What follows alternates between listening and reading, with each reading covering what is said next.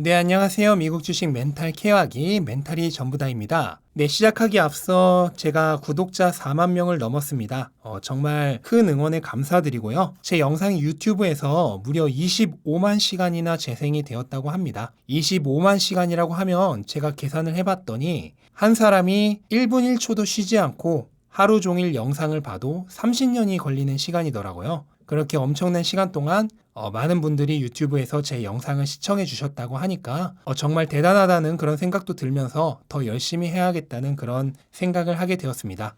네, 실은 오늘 제가 이미 녹음을 다 끝냈었는데요. 그 녹음 부분이 다 날라갔어요. 그래서 지금 두 번째 녹음을 하고 있는 거고, 근데 이제 아침 출근 시간에 맞춰서 영상을 업로드를 해야 하니까 조금 더 요점만 집중을 해서 영상을 만들 거니까 그 부분 조금만 양해 부탁드리겠습니다. 네, 일단 오늘 시장은 초반에는 좋았지만 점점 흘러내려서 장 막판에는 나스닥을 제외하고는 마이너스로 끝이 났습니다. 일단은 주말 동안 파이자의 백신의 긴급 사용 승인 뉴스에 힘입어서 장 초반에는 대부분 다 기세 좋게 시작을 했는데 정작 장이 진행될수록 상황이 안 좋았고요. 이거는 아무래도 코로나는 현재도 계속해서 증가 추세가 이어지고 있는데 백신은 내년 초 정도까지는 한 5천만 명분 정도밖에 제공이 되지 못한다고 하니까 실제로 백신이 효과를 발휘하는 것은 내년 하반기 정도가 될 것으로 예상이 되면서 그런 현실적인 문제가 어느 정도 시장에 부담을 준 것으로 보이고요. 다만 이제 이번 주에 모더나의 백신도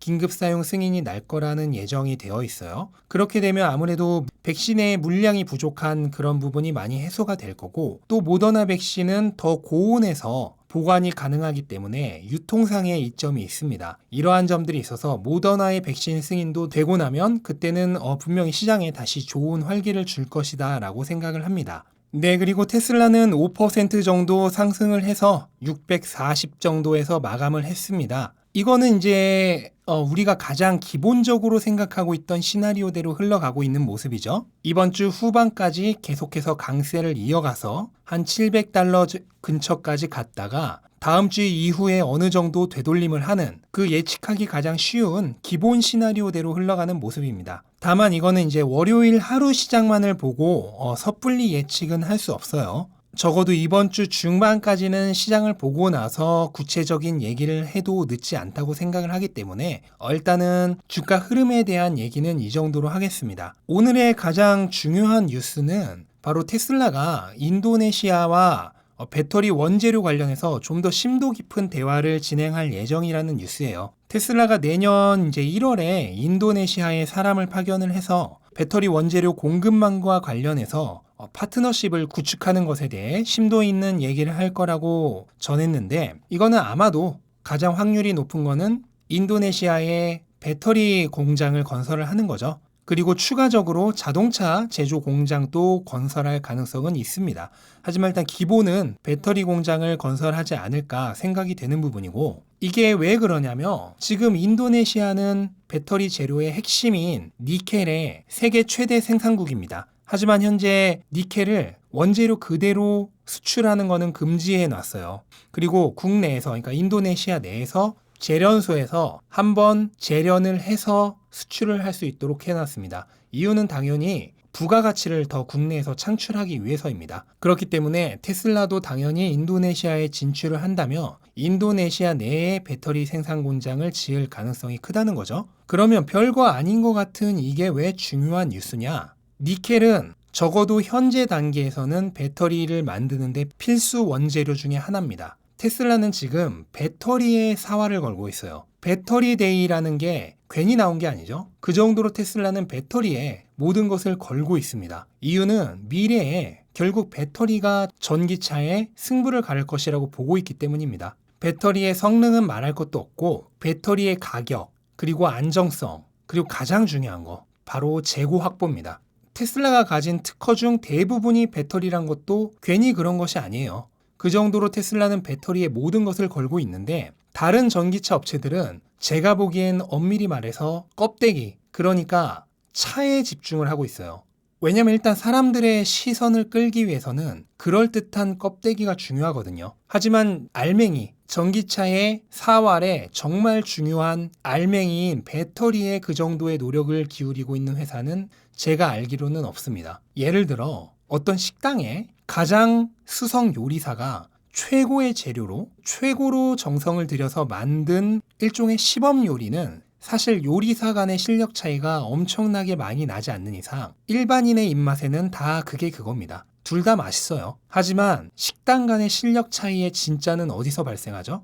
바로 평상시에 기본 메뉴로 끊임없이 들어오는 손님들에게 비슷한 퀄리티의 요리를 빠른 시간 안에 조리해서 제공할 수 있는가? 이게 식당 간의 실력 차이를 가르는 거잖아요. 전기차도 마찬가지라고 생각을 합니다. 여러 내연기관차 회사, 신생 전기차 회사들이 껍데기가 그럴듯한 시제품들을 만들어서 CG라는 조미료까지 듬뿍 가미해서 광고를 하는데 그런 것들에 현혹되실 필요 없습니다. 저는 그것들은 앞에 말한 시범 요리와 같은 그런 껍데기라고 생각을 하고요. 결국 미래에는 배터리가 모든 것을 가를 거예요. 전기차가 년간 몇만 대, 몇십만 대 판매되는 동안은 상관이 없습니다. 하지만 전 세계적으로 전기차가 몇백만 대, 몇천만 대가 판매되는 시대가 오면은 그때는 배터리 부족으로 대부분의 회사가 원하는 만큼 전기차를 만들지 못할 겁니다. 그리고 그 배터리의 가격도 테슬라보다 훨씬 비쌀 거고 배터리의 효율성과 성능, 안정성 모든 면에서 테슬라보다 부족할 거예요. 왜냐하면 현재 배터리에 들이고 있는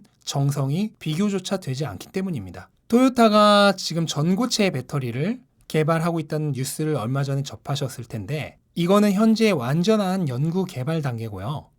수십만 대 그리고 미래는 수백만 대의 차에 이게 양산이 돼서 실리려면 아주 긴 시간이 필요합니다. 배터리 데이 때 일론 머스크가 분명히 말했죠. 기술을 개발해내는 건 쉽지만 그거를 양산해내는 게 진짜 어렵다고. 배터리 데이에서 테슬라가 발표한 4680 배터리도 아직 엄밀히 말해서 양산이 되고 있지 않아요. 그래서 테슬라 역시 전고체 배터리 포함해서 모든 차세대 배터리를 다 고려해 두고 연구 개발하고 있겠지만 지금 4680 배터리 같은 현재의 배터리를 최고 효율로 극대화시킨 배터리 여기에 집중하고 있는 이유도 바로 그것 때문입니다. 양산이 어렵기 때문에. 그러니까 지금 단계에서 할 수 있는 가장 최고의 배터리를 양산해 내자는 게 테슬라의 전략인 거고요. 결국 이렇게 배터리에 들이는 정성의 차이로 인해서 나중에 모든 차이는 배터리에서 올 겁니다.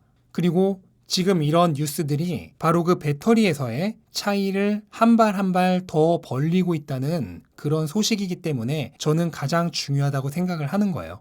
배터리에 대한 내용이 궁금하신 분들은 저 같은 비전문가보다는 유튜브에 이미 배터리에 관련돼서 설명된 전문가들의 영상들이 많이 있습니다.